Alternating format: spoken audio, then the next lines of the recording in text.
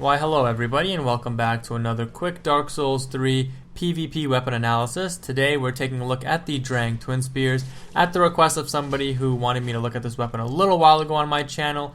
And I wasn't always the biggest fan of this weapon. Honestly, when I first saw it, I thought it was going to be really good. But after using it, I thought maybe not, and then I went back to it at the request of this user and found that it can be a good weapon in certain situations. What you're going to see me do at the beginning of this video here is just kind of run through a gauntlet in a fight club, and the weapon, it definitely has its strengths and it definitely has its weaknesses or its shortfalls. The strengths of this weapon include being a great weapon to play kind of defensively with. It's an excellent weapon when you roll away from opponents to fish out the L1 attack, because the rolling L1 is kind of like a two-handed thrust, kind of like the guarded twin swords. Seemingly a little bit better because one of the Drang Twinspears is longer and one of them is shorter.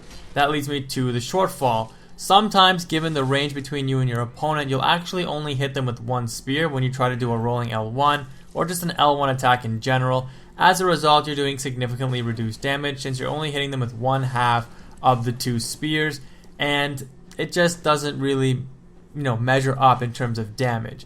The same can be said when you do just the standard L1 attack, because you initiate the attack seemingly with the shorter end of the spear, or the shorter spear, and it's not even a poke, it's like a slash. You don't really want to start off your attacks with the L1 into another L1. I found personally, and again this is just personal opinion, that starting off with an R1, because it is just the standard thrust forward with the longer spear, R1 into L1 is probably the easier and more efficient combo in my opinion. I'm sure you can land the L1 combo and deal a little bit more damage, but because you have so much limited range with the first L1 attack, I don't really like to use it all that much. Now, this leads me to kind of my second shortfall of this weapon. Because the L1 does have that shorter range, it also makes, for some reason, like the tracking of the weapon a little weird. So you're going to see me, especially in this clip here where I just take a bunch of damage at the beginning, I can't seem to land my hits on the opponent. Now, I know they are rolling away, and yes, while you can roll, you're going to see multiple instances where the weapon just doesn't track that well. Like right there, for example, why didn't it land on him as he was doing his special attack? Again, right there, we finally did readjust, but the first half of the L1, because I didn't do the rolling L1, I actually rolled and then just did a normal L1. The first attack of the L1 with the shorter spear didn't hit the opponent, but the follow-up with the longer spear did. So take that with a grain of salt when you use this weapon. Be very mindful of that. The tracking and the reduced range of the first L1 isn't really all that effective. Now, this weapon, like most other dual-wielding weapons in the game, does have that kind of 3 sequential L1 attacks. So even if you do the R1 with the L1 follow-up, if you do L1 again, you actually do a very nice thrust, like double thrust forward, while the opponent is no longer stun locked for that attack. It is still effective to kind of, if you can make the read on your opponent and you know that they're kind of going to roll back, it will catch their roll back. If they roll forward, again, because the hitbox on this weapon is a little wonky, they might end up getting through you. Luckily though, being a short spear, the recovery times for this weapon is quite fast, and you can likely recover and roll away anyways. Also, being a smaller weapon, the stamina consumption is very low. Now, while it doesn't happen to me in these clips that I play here, you do have to be mindful that this weapon is parryable, so you don't want to spam it out, even though the rolling L1 may seem like a really, really good move, and don't get me wrong, it is to some degree. It's just like the guarded twin swords, where that rolling L1, it's kind of easily telegraphed, and as a result of that, easily parried. With this weapon, you definitely want to mix it up, so sometimes you'll do the roll and then you'll push forward on your thumbstick, so that when you hit L1, you would actually come out with the first L1 attack, or roll, push forward, and then do an R1, so you don't come out with the rolling R1. You actually come out with the standard R1, and by pushing forward on your thumbstick, you kind of, I guess, recover from your roll faster so that you don't come out with the rolling attack animation. It's really strange, but try it out. It does work. It definitely did work in my guarded twin swords video that I did a little while ago, and it works with this weapon the same way. If you do want to come up with the rolling attack, all you have to do is just roll and then press the L1. You don't have to push forward on your thumbstick or anything like that, and you can delay the rolling R1 quite a bit, and as a result try to mix up the timing. However, it still is kind of easy to parry.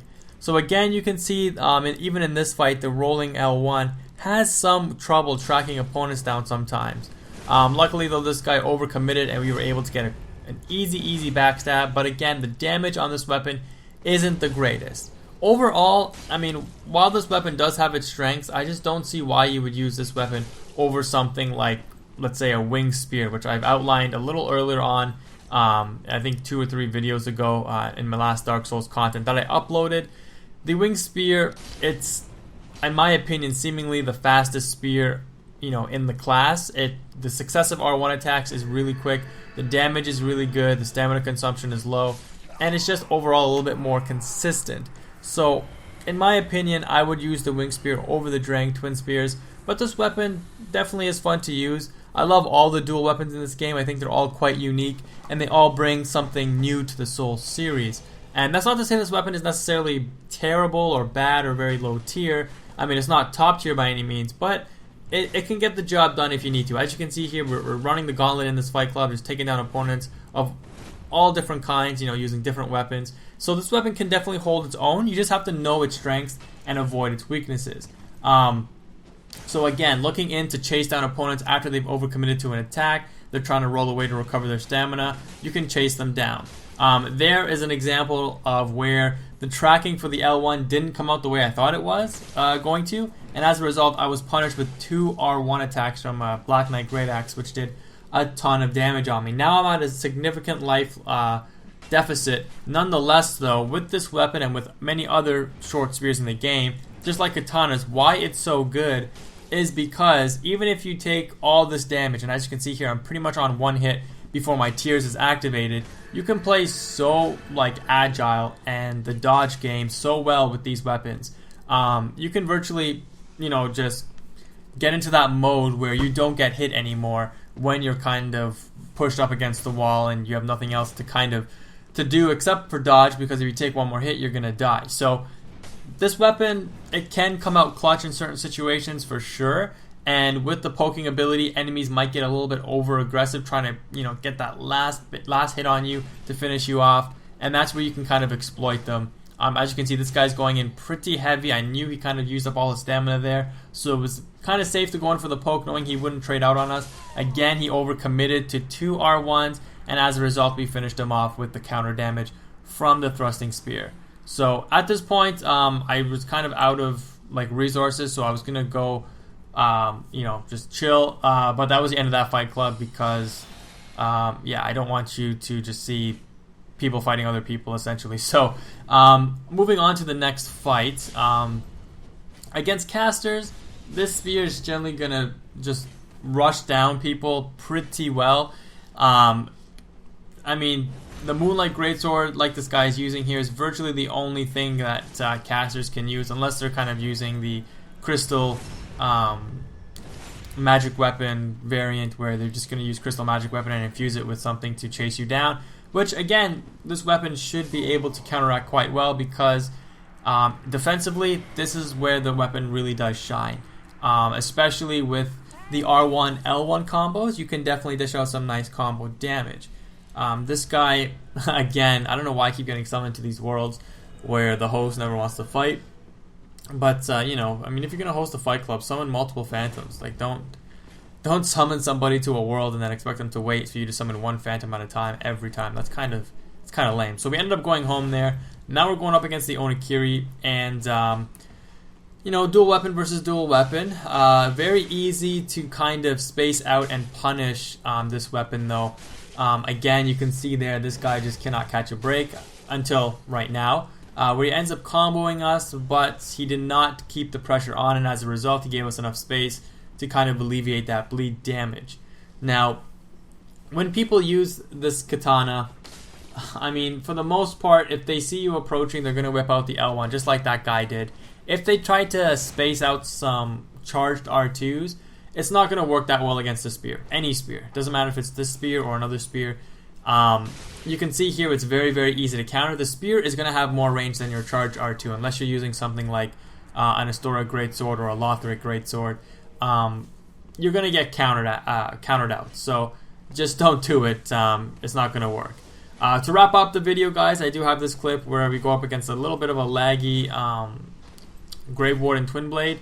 But you can see again, Spears, just for the most part, are able to contest rush down so well. And when people use bleed builds, they always want to rush you down, or that's how they should play in order to get their bleed off on you. Because if they don't rush you down, the bleed is going to naturally just whittle away and be useless. So the spear is definitely, or this spear in particular, is definitely good at countering bleed builds. But that does it for the video, guys. Let me know what you think. Hopefully you enjoyed, as I said, Dark Souls content, returning to the channel regularly. You know, show some support, drop a like, I would really appreciate it. Check out the channel for more Dark Souls content, but that's it for now, guys. Quantum is out.